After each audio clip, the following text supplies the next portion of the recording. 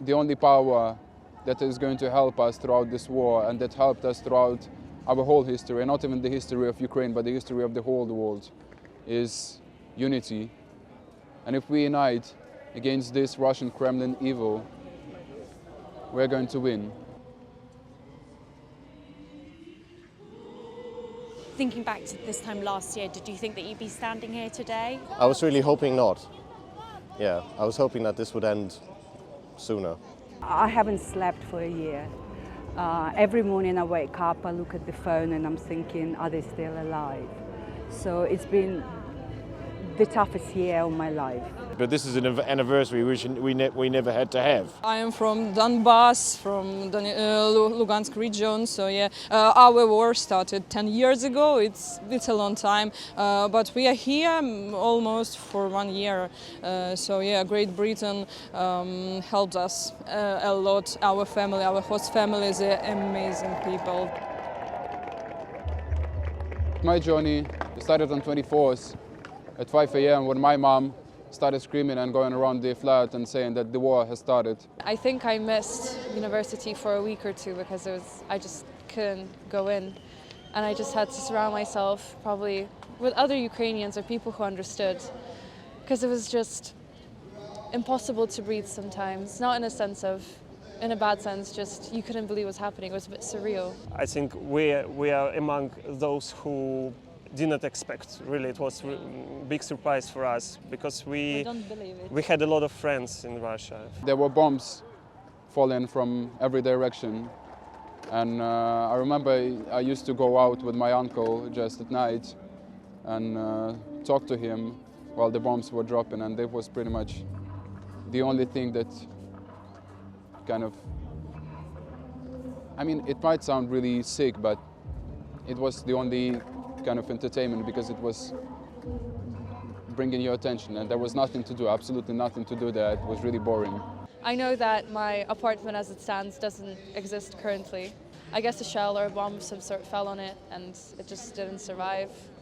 And it's just sad because it's all my childhood memories. I lived there for a really long time. It's the only place I've ever really considered home. My mom is vulnerable. She's got cancer, so she cannot travel. She's quite weak. It's been daily air sirens, and unfortunately daily they need to go into shelter. So she needs to go with her drip, medicine drip, for sometimes, 20 times a day. And I also went back to Ukraine, and seeing the buildings that are destroyed and the sandbags and everything, it's really hard to realize that it's actually your home now. Was it a tough decision to leave?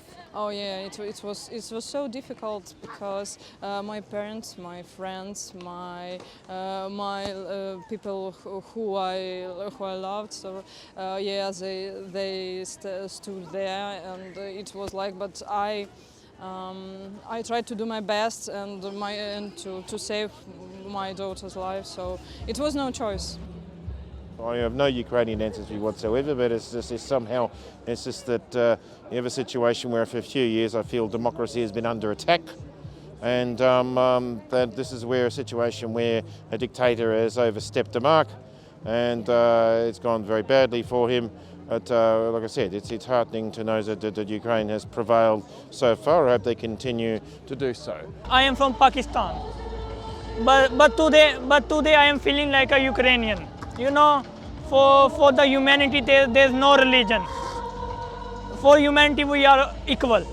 Pakistani, Ukrainian, everybody is equal.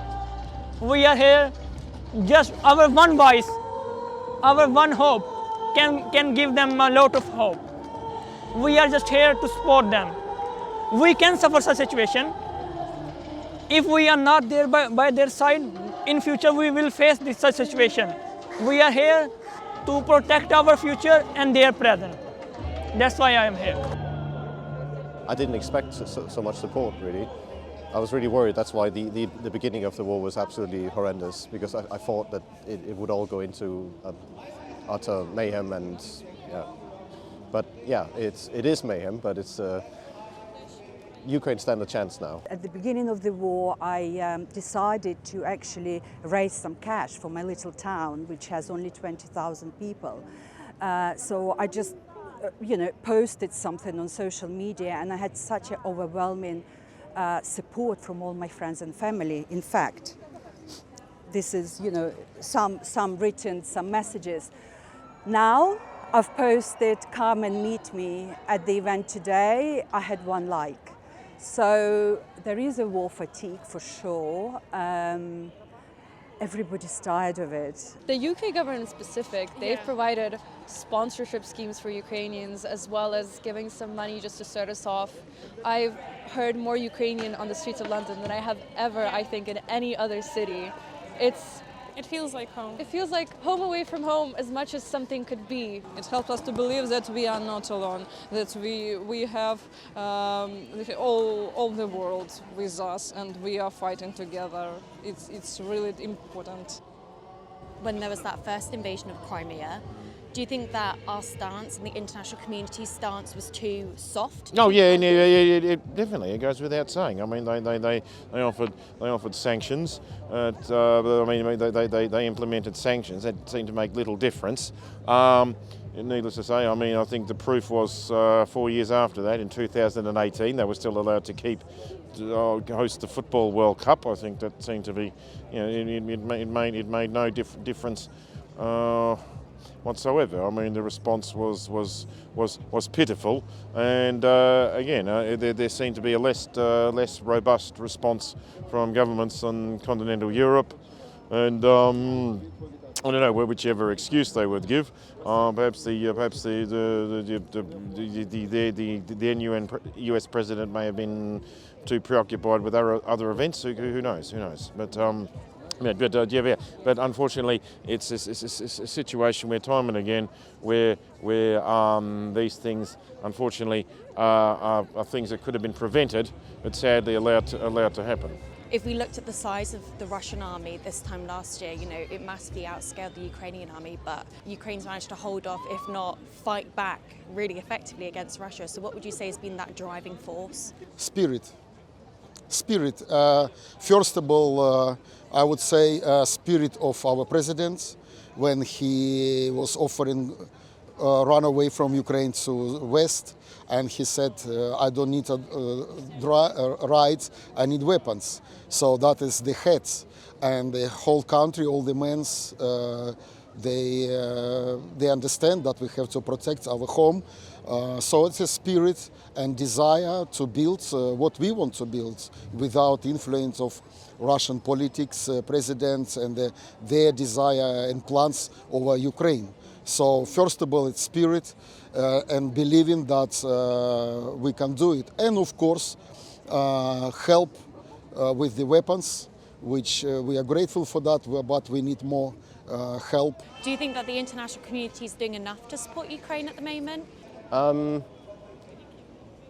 Doing a lot, but clearly they could do more, because otherwise we wouldn't have to stand here today. The war has sustained for a year because of lack of support. Some countries have been very slow at helping out, and now it seems like it's finally moving on, but it has taken a year to get to the point where we actually see the amount of support that is needed. Good question. Yeah, good question. I think not enough. Not enough? Yeah. In what way? Yeah, they can to support us more. In what way? But thanks for everything, but they can support more. I'm really appreciative of every single government that took us in and just are helping us. However, there's still so much to be done, and I urge every government out there and just people to continue helping, to not forget, because now that the war is a year gone, like, people forget that it's still going, people forget that it's still dying, there's still bombings, the electricity's cut, it's winter, people are freezing. You can always do more. I will just want to say, don't be afraid of Russians. They're not that strong, as they used to say, and Ukraine already proved that. So I think it's a good time for the international community to see what's happening and really help Ukraine.